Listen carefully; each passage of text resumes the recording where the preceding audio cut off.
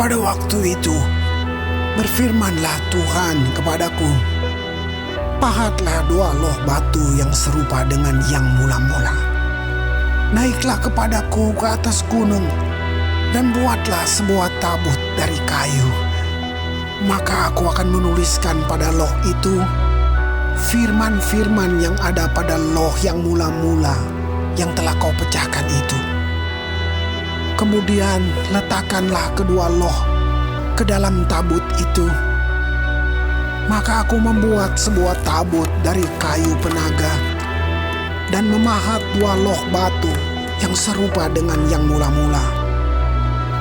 Kemudian aku mendaki gunung dengan kedua loh itu di tanganku.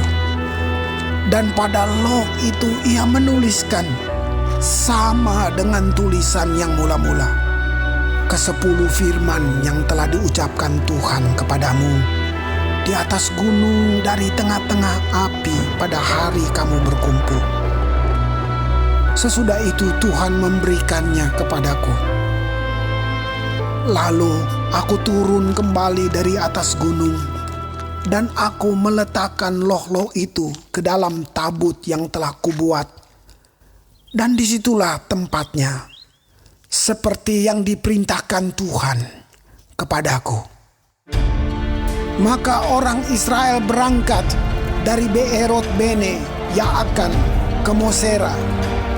Di sanalah Harun mati dan dikuburkan.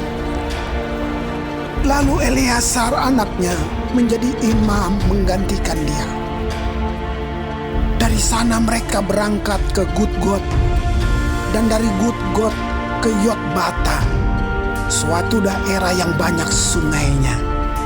Pada waktu itu Tuhan menunjuk suku Lewi untuk mengangkut tabut perjanjian Tuhan, untuk bertugas melayani Tuhan dan untuk memberi berkat demi namanya sampai sekarang.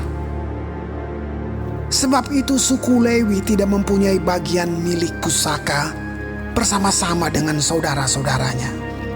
Tuhanlah milik pusakanya, seperti yang difirmankan kepadanya oleh Tuhan Allahmu. Maka aku ini berdiri di atas gunung seperti yang pertama kali, 40 hari 40 malam lamanya. Dan sekali ini pun Tuhan mendengarkan aku. Tuhan tidak mau memusnahkan engkau. Lalu berfirmanlah Tuhan kepadaku, bersiaplah, pergilah berjalan di depan bangsa itu, supaya mereka memasuki dan menduduki negeri yang kujanjikan dengan sumpah kepada nenek moyang mereka untuk memberikannya kepada mereka.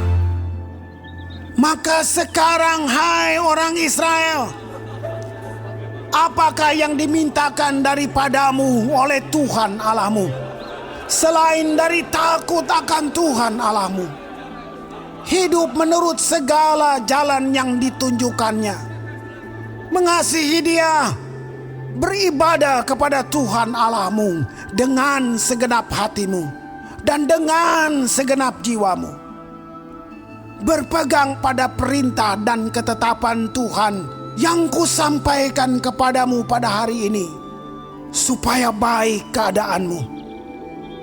Sesungguhnya Tuhan Allahmu lah yang empunya langit, bahkan langit yang mengatasi segala langit, dan bumi dengan segala isinya.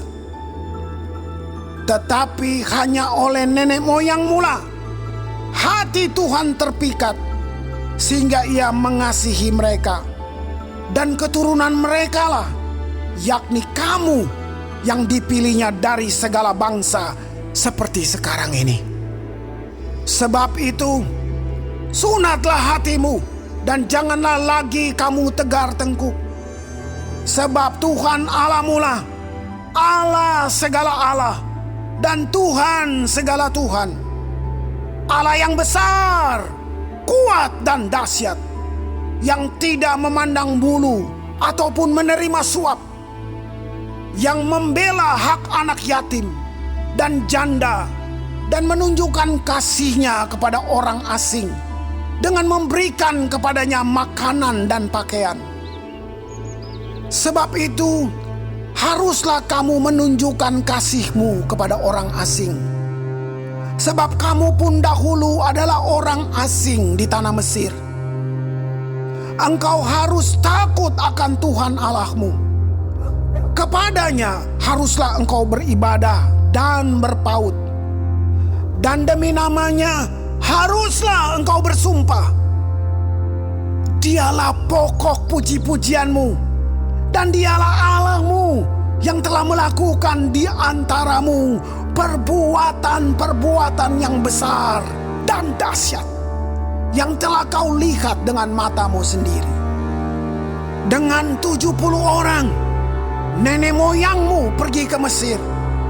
Tetapi sekarang ini, Tuhan Allahmu telah membuat engkau banyak seperti bintang-bintang di langit.